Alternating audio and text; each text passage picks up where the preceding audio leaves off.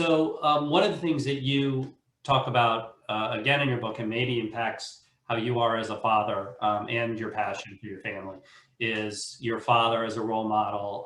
Your father was a police officer, if I'm remembering correctly. That's So right.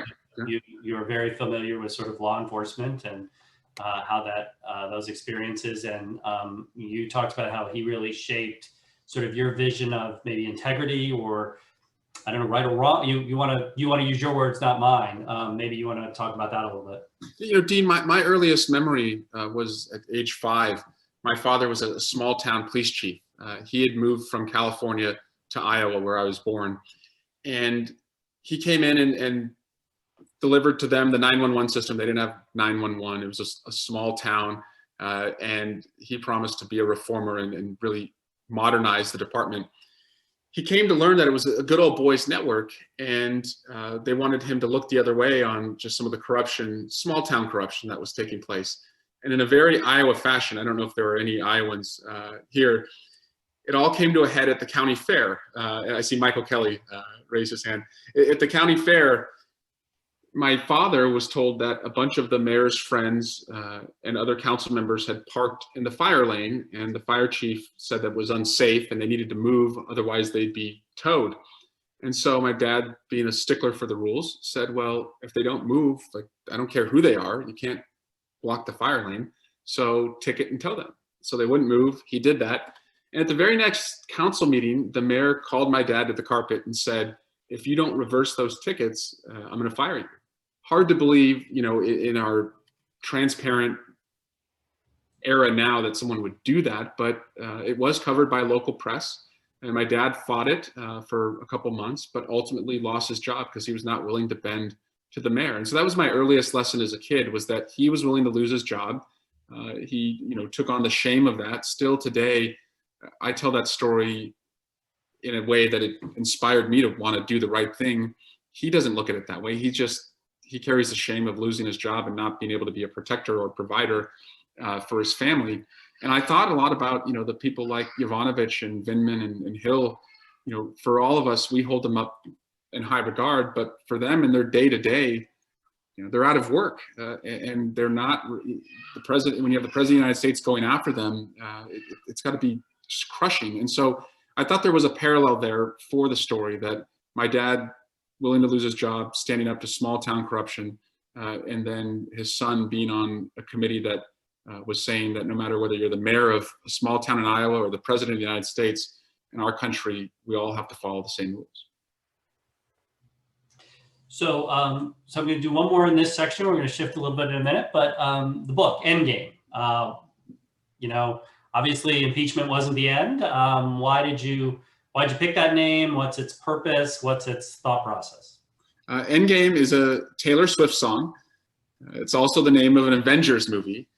But in chess, it is the final stage of a chess match. And I propose in the book that there are two endgames that our country, could face. One could be, the devolution of democracy into Trumpism or an autocracy, looking more like Turkey or Russia or the Philippines, where there's one set of rules for the ruling class that they really don't have to follow, and they benefit from the labor of others. Or we redeem this country, build back in a better way, and say that that's not who we are, and we all have to follow the same rules. And we restore the rule of law, the freedoms of speech and press, and come out of this. I think and I noted in the book, I went to the inauguration, had just been elected to House leadership. A lot of people had asked me to boycott it in my district, and there were petitions going around, and I thought long and hard about boycotting it. Very respected colleagues of mine boycotted it. I wanted to be there just to be a check on the president. I wanted him to know that we weren't going to just look the other way or not be there. We'd fight him tooth and nail if he was going to act corruptly. And then went from the inauguration to the airport, and at Dulles, I bellied up to the bar near the gate and wasn't feeling great about where our country was going. But I'll never forget seeing hundreds of women coming from the different gates wearing those really cool pink hats, marching with such determination, because the next day they would be marching on Washington. And we never stopped marching from the day after the inauguration to the marches for climate and marches for science to the marches for our lives. We never stopped marching, and we never stopped mobilizing and showing up. And we won the midterms in 18. And I believe the end game that is in sight is that, we're going to march to the ballot boxes as we are right now in early voting, but on November 3, and redeem this country. So I'm going to shift a little bit to your law school experience. And so you've already mentioned Professor Monopoly and Professor Greenberger and some of that influence. And I know Professor Eiffel, who is now President and Director Eiffel of the LDF, Legal Defense Fund of the NAACP, and was just Woman of the Year in Glamour magazine. I don't know if you saw that or not. She was my civil procedure professor. Yeah. So maybe you talked a little bit about CHHS, but some of the influence that some of the faculty had on your career. Well, I was a student who went right from college to law school. And, if I could give myself advice, now to the person then, I would have recommended taking, time off in between. Because I did see that I was at a disadvantage, not having really any professional experience, and I had such talented professors who I would say more than anything, like the common thread among all of them is they really pushed me to be a more critical thinker and a better writer. And as someone who oversees a staff of nearly 30 people, you do see the deficiencies in writing of just the next generation. I think it's because digital natives communicate in a different way, and making linear arguments. I think they just miss a lot of the structure and narrative elements that you need. And I was fortunate that I was not a digital native. I was kind of between those generations, and had professors who really just impressed upon me the importance of making clear, concise arguments. And my staff, they just hate it when I send something back. They're like, okay, we get it. Start with the conclusion, then, lay out the issues, go through the analysis. The big crux stack or pre-act or whatever you want to call it. But I would say technically, the professors were so good at that. And also the small group, I think there were 8 sections when I was there, really allowed you to work very closely and know your professors, both professionally, and personally. And that type of environment, I think, benefited all of us. One side note, I, as a first-year law student, introduced class of 2006, classmate Adam Connolly to his wife at a happy hour that I hosted at my row house in Federal Hill. And 13 years later, Adam and his wife would introduce me to my wife. So in many ways, I owe my love, marriage, and children, to a section mate who I set up, and he paid it back. That's a different kind of pay it forward. I've never really heard that one. We say you should carry forward. I'm not saying you should bill me more for that or add on to the the fees from law school, but that was worth it. So I'll go with the carry forward. We as the carry school will sometimes use that. You should carry that forward. We'll see how many people you could set up. So we're going to take questions from people in the audience. As a reminder to people in the audience, this is being recorded. So you need to know that if you're participating or ask a question, you're consenting to your voice being recorded. The way that this, and I think Dean Foss will explain it a little better, but you have a raise hand function in your Zoom. And if you raise your hand, we'll know about it. And then we can ask you to unmute, and then you have to unmute. So the idea is that we can't interfere in your privacy. So we'll take some questions and open it up to the floor. So Dean Foss, why don't you figure out how to start this process? Great, thank you. So already have some hands raised. So when I ask you to unmute, just please sort of announce yourself, and you can go ahead and ask your question. So here we go. Hello. Good afternoon, Congressman Swalwell. My name is Alex Stefakis. I'm the president of the University of Maryland Association of Legislative Law, one of the groups sponsoring this event. And before I ask my question, I obviously just want to thank you again for being a part of this event and taking your time to talk with us. I know we all really appreciate it. But my question relates to bipartisanship. I know earlier in your congressional career, you co-founded a few bipartisan caucuses, including the United Solution Caucus and the Sharing Economy Caucus. How do those groups help to overcome the partisan divide in Congress, and what else do you think can be done going forward to address that? Thanks, Alex. And I ran for Congress as the son of 2 Republicans, and my wife is from Southern Indiana, grew up with the Pences. So I'm around Republicans a lot. That's why I go on Fox News. It's the only way my family will see me on TV. But I also believe in trying to work collaboratively where you can. And so that's why I founded those caucuses. We did pass legislation as a freshman. I, in the minority, passed more bills than any of my Democratic colleagues because of those relationships. I think on discrete issues, like tech, right now I just started the Rare Earth Minerals Caucus because China is a leading exporter to our expense on that. And I found a Republican who was on the Judiciary Committee, and we were in the mix during impeachment, but he and I, he's about my age, he was a JAG lawyer.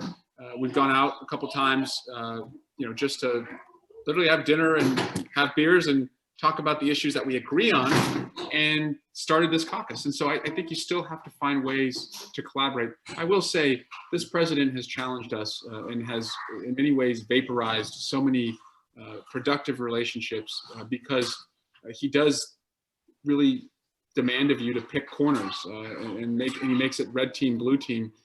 And that's what's most frustrating, especially on the Intelligence Committee, because we pride ourselves that committee, you check your cell phones and your politics when you go into the committee space. It's a secure space. You can't take any electronics in. And we work really well together. And that's been lost in all of this. So if we win the White House and the Senate and the House, my pledge is that I'm not going to treat them the way they've treated me. I'm going to try and get those relationships fired back up. And you're hearing it's dinner time in our house. I was going to say, one of the things that I stress and I'm really passionate about as we move into this electronic format is we have to recognize that people are human and that we as faculty shouldn't be so concerned if, a person at home has a noise in the background or my dog goes crazy. We have to learn to live with each other's lives. But there's a part of it which I think is so important because it reminds us all that there are people behind these arguments and that there are families and that there are things besides exactly what we're doing. So I actually appreciate hearing it. I don't know if I lost you or not. Oh, you went from the outside too as a change the scene. I do the same thing at times. So let's go, Heather, to the next question.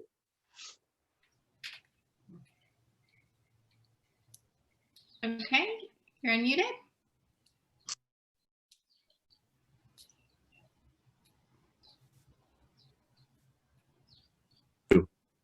Oh, sorry. I just did what I wasn't supposed to do. You hit it twice. I hit it twice. All right. Okay, can you hear me? We can. Oh, great. So it's really cool that I'm class of 97, and I saw Professor Banks, one of my constitutional law professors. Hello, Professor Banks. Rep. Swalwell, I had a question for you. I'm a lifelong registered Democrat. However, I really don't recognize this party anymore and the direction that it's taking our country. And I really feel like it's kind of gone so far to the extreme. And I think kind of that some of that is maybe to spite Trump, like reactionary to Trump, because he does things differently, obviously. But I'm curious, what can you tell people like me that have lost faith in the party kind of being sensible and moderate, just going to the extreme? And honestly, I see the impeachment effort as really a prime example of that. For instance, the articles of impeachment didn't even mention treason, bribery, high crimes, or misdemeanors.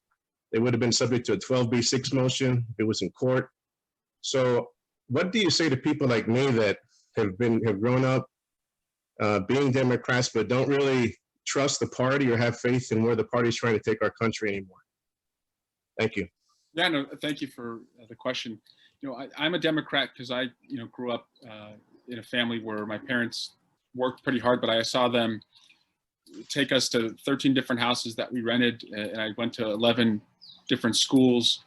And I felt like, although they had worked hard, their hard work wasn't allowing them to be a part of the American dream of home ownership. And that, although I was the first in the family to go to college, it was only because I was able to achieve a soccer scholarship, not because it was affordable for my parents. So I think when we're at our best, we understand what families go through, and the bargain they sign up for is that, if you work hard, you do better and dream bigger, and that we're not trying to have an equality of outcomes, saying that everyone has the same dreams, the same amount of homes and boats and etc. It's an equality of opportunity. So if you work hard and you can achieve a lifestyle where you can own 2 houses and have a boat, great.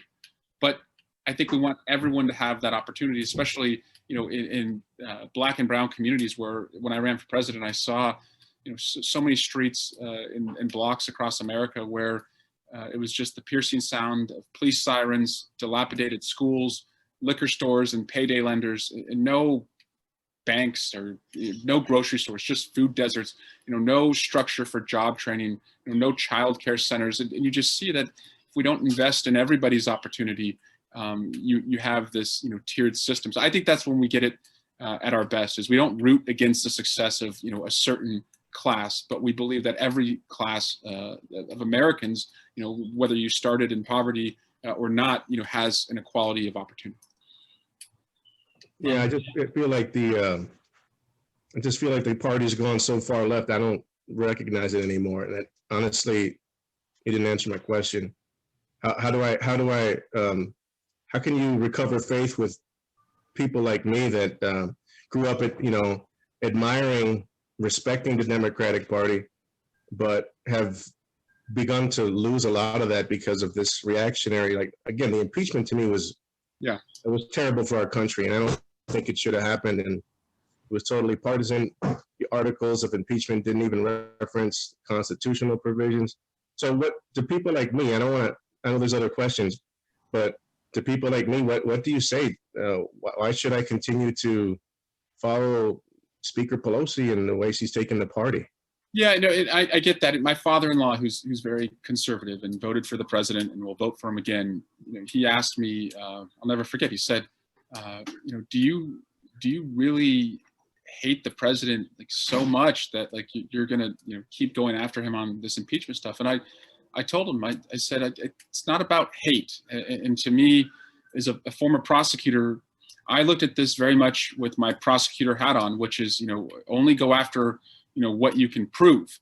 And I just think whether you're a Republican or a Democrat, and I'm not asking you to sign up for the Democratic Party, I'm just asking you to sign up for the American value that you cannot use taxpayer dollars to ask a foreign country to help you win an election. And I will say that we looked and consulted with the Federalist Papers, and we believe that the highest crime against the Constitution was abuse of power. That's why the first article was abuse of power. And we looked back to what they had written about involving outsiders, because as you recall, the French helped us defeat the British. And so there was a fear as we started to stand up our country that American leaders could be susceptible, to foreign interference. And so the president, what was interesting that I wrote in the book, Dean, Lamar Alexander said the most, I would say, satisfying but also frustrating thing about impeachment. He said, I believe you proved your case. I just don't think we should remove the president for it. So Republican senator didn't have any issues with the evidence. He just didn't think a president should be removed for doing that. Well, I can at least respect that, he arrived at that conclusion. But to me, there was no real counter to the case that we put forward. And I just don't care who you are. We don't want foreigners in our elections, and we don't want presidents leveraging taxpayer dollars for their personal and political benefits. So one of the things that, not on the substance, I'll let other people make a decision on the substance of impeachment, as Dean, that I did enjoy in reading the book. And part of it, we were discussing, I listened to the book, and if you're a person who does Audible like I do, Congressman Swalwell is actually the narrator, which was actually a really cool part of the book. So I don't know pages, I don't know places, but one of the parts of the book that I really enjoyed was you saw where you were being a lawyer, where your description of making your case, and I think also talking about Adam Schiff's making his case, was the kind of prosecutorial walking somebody through why you thought your argument was best. So what I would say is, you know, you on impeachment, you should read the book and you should see what Congressman Swalwell's at least lawyerly process is for that, and then read somebody else's who doesn't agree with him and make your own decision. But I did enjoy, as dean of your law school, the way in which you put forth your legal arguments in a way that I recognized as a lawyer. So that was fun. That was fun to hear, if not read. Thanks, Donald. We have several more questions, so we'll keep going. So next up is Dean Pappas. Hi, Congressman Dean Pappas, not an academic dean, a real dean. And as I've told you when we've gotten together in Washington over the past several years, I'm on the University of Maryland, privileged to be on the University of Maryland Board of Visitors. And I can say with certainty there is empirical evidence that since you have gained national spotlight status, that the ranking of the law school has gone up. I'm not sure if there's an actual correlation, but there is evidence. I just want to, first of all, congratulate you and compliment you on your professionalism and the way that you conduct yourself in discussing different topics of vital importance to all Americans. Far more mature than many members of Congress, far more mature than you, chronologically. So thank you for setting such a good example. I do have a question on what the 117th Congress could look like. How would you counsel your colleagues in the Senate if there is a Democratic trifecta? In other words, the House even grows stronger, the Senate turns tied or blue numerically, and then Vice President Biden's elected president. How would you counsel them to look at the filibuster? Would you counsel them to approach cautiously eliminating the filibuster, not doing it at all? If they did it, do it in gradations, maybe not a complete elimination for certain legislation only. I'd love to hear your thoughts on that. And thanks again for your service. Yeah, thanks, Dean. It's a Senate decision. So I know my act and I know my scene, which is in the House, but as somebody who, will want to see background checks and, climate action, as well as, of course, reforming the Affordable Care Act, the filibuster will hold us back. And I think President Obama said it best at John Lewis's funeral. The filibuster was really conceived out of, Jim Crow, and it was used to hold back progress on civil rights. And I believe it's also being used right now to hold back progress on gun safety legislation, climate action legislation, healthcare legislation. And I do hope the Senate throws it out and that a majority rules. On the courts, because I think you're probably alluding to also, what do you do if you have a Supreme Court that is, outside the mainstream and out of balance of where most Americans are? I think about my one-year-old daughter. She'll be 2 this weekend. That she could live a different life than any woman before her over the last, 40 some odd years, where she would not be able to make her own healthcare decisions. And so what do you do if that's the case, if the court is completely reshaped? Well, as you know, we're not helpless. So as I see it, that when it comes to voting rights and women's rights and healthcare rights, that we shouldn't take any option off the table. And I don't know if that means we need to move immediately. I do think we can codify a lot of these protections for women if we have that trifecta. But I do think we should be ready to make sure that we don't have to suffer through decades of a court that doesn't look like or reflect what America's values are. And Dean, as to the law school, when I applied, Dean Pappas, when I applied and was accepted in 2003, I had also applied to Hastings. Mostly I was missing home and wanted to go back to the Bay Area. And I believe Hastings was just a few notches above Maryland in the rankings. But in my first year there, we leapt over Hastings, which I think validated my decision.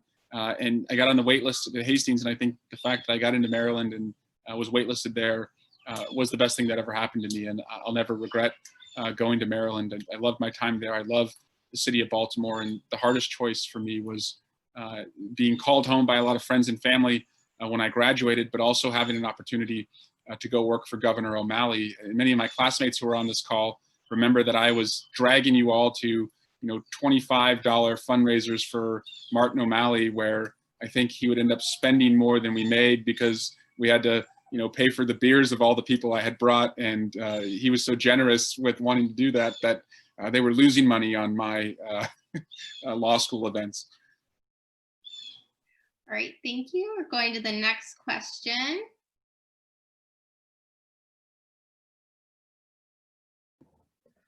Hi there, it's Kate Mills, class of 2002. Nice to see you. I have an almost 2-year-old running around my house right now, and I just paused Elmo for this, so it's going to be quick. I was going to ask about the bipartisan. I was going to ask a bipartisan question, which Alex already covered, and so he got ahead of me on that. I think I might be interested in hearing what role you think the op-ed by the security focused members, Spanberger, Slotkin, had on the proceedings and what role that really played. Thank you. And actually, Dean, you had asked who were some of the other courageous folks. So yes, of course, the whistleblower, Hill, Vindman, Yovanovitch, folks like them. But colleagues of mine where it would have been pretty easy for them to just take a walk on impeachment because they are what we call frontliners. They are in the most difficult re-election positions. Many of them flipped Trump districts. And so if you're just looking at the politics of it, you would say, this is not popular in my district. But of course, once the call transcript was released, these national security Dems, as we called them, about 7 of them, I think a majority of them were women, they led a op-ed in the Washington Post saying that this was a red line, that what the president had done had jeopardized our national security. And for Speaker Pelosi, that was the impetus for impeachment. Once she believed, thanks Kate for bringing him. Once she believed she had the whole caucus on board, not just the more progressive members, that's when she was ready to move. What's interesting was that we were always attacked that, we were doing this because it was politically popular. And I would always respond, well, if it was so politically popular, you wouldn't have the people that Kate was referencing. So like, what are you saying about them? That they are either they're doing something that they believe in and they're willing to risk their job. That says a lot about them, I would hope. Or they're doing something that is politically popular. And if it's politically popular, maybe it's just because it's the right thing to do. So they have not paid a price. If you look at the polling today, 13 days out, impeachment is not even really an issue in those congressional districts. And so I think history will judge them as having done the right thing. All right, thank you.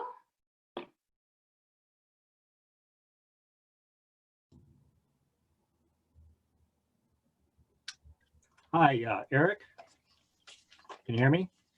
Hey, Mike, how's it going? Pretty good. It's good to see you. You too.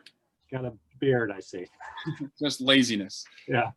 I know you talked about going to undergrad and law school at University of Maryland and the importance of writing. I was wondering if you could perhaps educate us on how that skill assisted in writing a book. I know a lot of people who run for office, they don't write their own books. I wanted to get a sense from you how, in your busy schedule, those skills assisted you in being able to accomplish that. Yeah, Mike, I'm not suggesting it's going to win the Pulitzer by any stretch. The way I was able to write the book was actually with the cooperation of my daughter, Cricket. So every night after a deposition or a long public hearing, I would always want to be home to put her down. And she's requires a lot of care and attention, usually a 30 to 45 minute like singing of songs and reading of books and rocking her.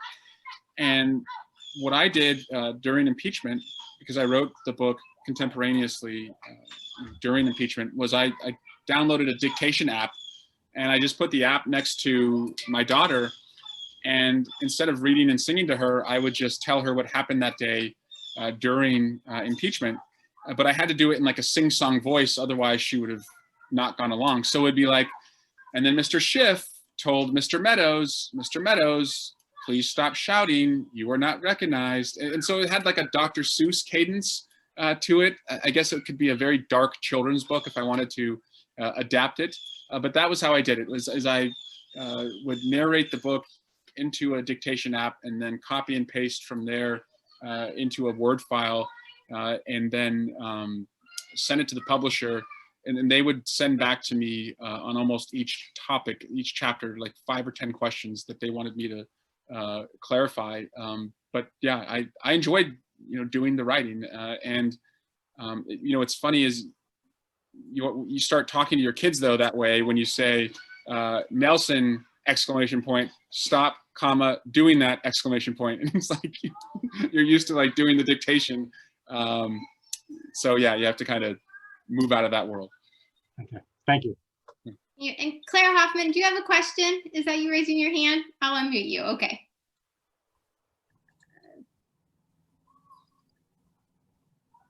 I was saying some people have Winnie the Pooh and you have, Endgame. Right, right. Okay, Congressman, there were so many times during this president's term that you and your colleagues and all of the pundits and everybody said something that he had done was unprecedented. And I've been wondering if anybody is kind of in the hopes of having both houses of Congress and the presidency, if anybody is sort of keeping track of what legislation needs to be done to take care of some of the problems that he has, some of the things that he has gotten away with. As an example, not releasing tax returns, getting security clearances for Jared and company, and things like that. Is Congress preparing to correct these wrongs if the Democrats have both houses and the presidency? Yes, and we actually already have written legislation to do that. Chairman Schiff introduced a couple weeks ago, and I was fortunate to be one of the co-authors of it. It's called Protecting Our Democracy Act, and it seeks to put in law the honor code. So the honor code, that's the customs and traditions that good men and women have always followed, but was not necessarily, a law. And so on congressional subpoenas where we've been stymied, on emoluments where the president, has taken these gifts and the Constitution really only allows you to get an injunction against it, but there's no criminal penalty. We would put a criminal penalty in place. On the courts where the president, as a frivolous litigant knows that you can tie things up in the courts, we'd create kind of a fast track to the courts. Right now, we're still waiting on Don McGahn. That's still being litigated, whether he has to turn over and testify to the Judiciary Committee what he told Mueller.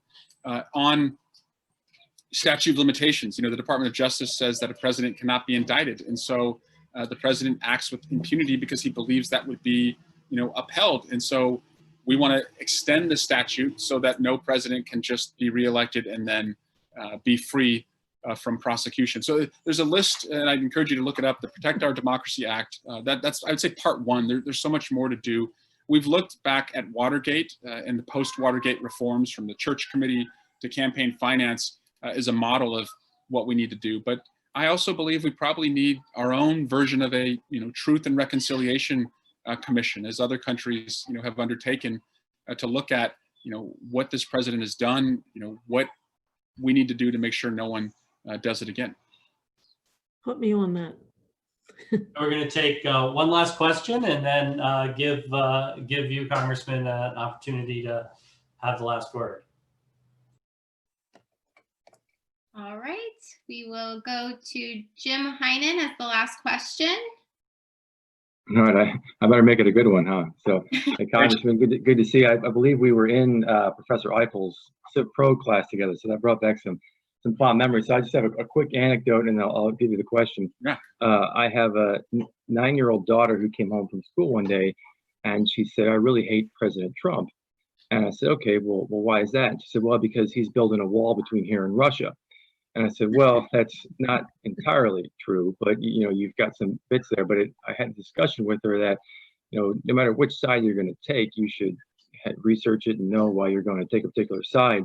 And recently we watched The Social Dilemma, the documentary on Netflix, which was eye-opening because it's really all day through social media, and really a lot of the media, all you're doing is just being reinforced with beliefs you already have, which is really making the country divisive.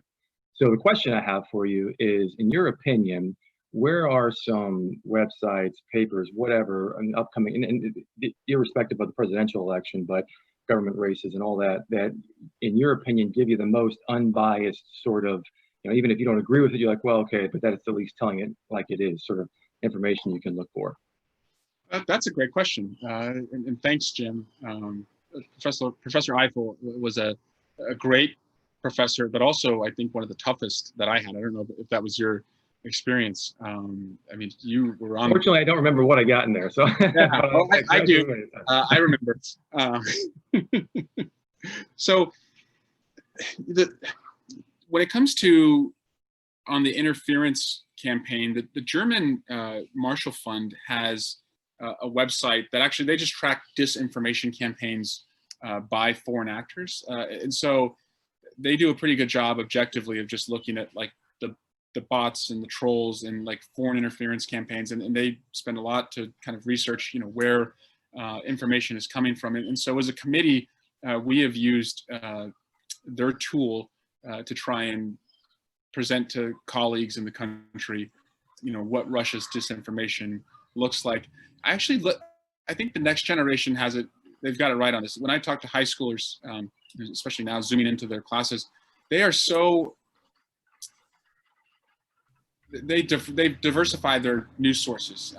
They don't rely on just American publications. So many high schoolers today, they look abroad for their, news sources, and it's, whether it's, BBC or, Al Jazeera or, the Daily Mail. I mean, they certainly look at other sources beyond just, American sources. And I think we would all be better served. And I try and do that as well. The committee, every morning we get a brief, intelligence committee members get a brief from all over the world of, what's going on. And I just found that is a good way to do it. So I think your daughter's probably going to do it much better than we do, but because they are, as I said, digital natives, and I was a newspaper delivery boy, so I still like to read like the hard copy, of the paper that I used to roll.